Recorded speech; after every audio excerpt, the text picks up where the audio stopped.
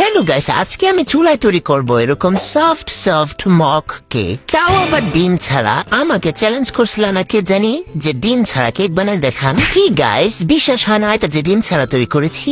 বিশ্বাস না হলে চলো দেখা দিই কেমনে তৈরি করেছি। তার জন্য দেখো, প্রথমে এরকম একটা সবুজ কালারের বাটি লাগবে।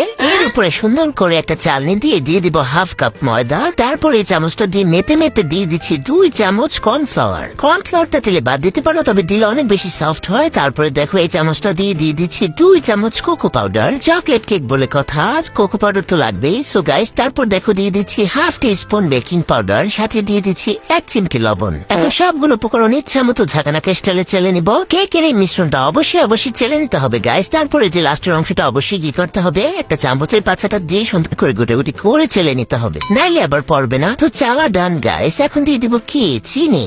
দেখো এখানে আমি 1/4 কাপ চিনি কি করেছি জানি, হ্যাঁ, ব্লেন্ডারে দিয়ে সুন্দর করে গুঁড়ো করে নিয়েছি গাইস। তোমরা কিন্তু গ্যাস মিষ্টির পরিমাণটা তোমাদের টেস্ট অনুযায়ী বাড়িয়ে দিতে পারো। তারপর গাইস এই যে সুন্দর করে চামচটা দিয়ে গুটি করে সুন্দর করে মিশিয়ে নিতে হবে সবগুলো উপকরণ। তো মিশানো রান। এখন দেখো এখানে নিয়েছি লিকুইড দুধ। এখন লিকুইড দুধটা অল্প অল্প করে দিব আর গুটি করে নিব। তো দেখো অল্প অল্প করে দিচ্ছি আর গুটি করছি, অল্প অল্প করে দিচ্ছি আর গুটি করছি। দেখো এখন কিন্তু ব্যাটারটা হয়ে গেছে।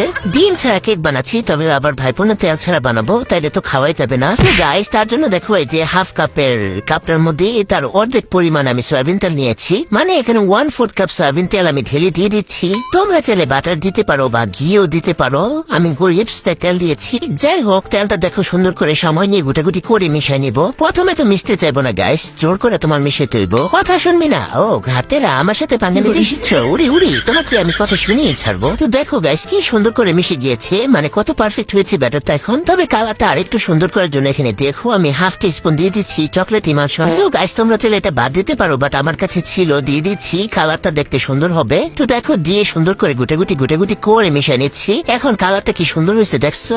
আমার মেয়ে গাইস অনেক বেশি চকলেট পছন্দ করে, তার জন্য দেখো এখানে দিয়ে দিচ্ছি চকলেট চিপ। এগুলো কিন্তু আমি নিজেই বানাইছি গাইস। এর ভিডিওটা তো তোমরা গতকালকে দেখে ফেলেছো তাই না? সবকিছু সুন্দর করে মিশিয়ে নিয়েছি। এখন দেখো এটাকে আমি এই যে বুঝতে মারা এই কফির মগটার মধ্যে আমি বানাই নিবো। তো এখন দেখো সুন্দর করে কেকের ব্যাটারটা ঢেলে দিচ্ছি, সম্পূর্ণটা সুন্দর করে ঢেলে দিলাম। এখন এর উপরে আবারও চকলেট চিপস দিয়ে দিচ্ছি, মানে চকলেট লাভার তো কি করবো বলো, তোমরাও দিয়ে দেখো গাইস, অনেক মজা হয় খাইতে। তো দেখো আমি এটাকে চুলায় বেক করবো এখন। এই যে একটা স্ট্যান্ড বসে হাড়ির ভিতরে, তারপরে যে আমি মগটাকে দিয়ে ঢাকা দিয়ে ঢেকে এটাকে আমি 30 মিনিটের জন্য দিয়েছিলাম, মিডিয়াম টু লো আছে। বাট এটা 25 মিনিটে হইয়া দেখো কি অবস্থা হয়েছে। কেক ফেটে চৌচির হয়ে গেছে। কি পরিমাণ সফট হয়েছে আমি তোমাদের দেখাই দিই।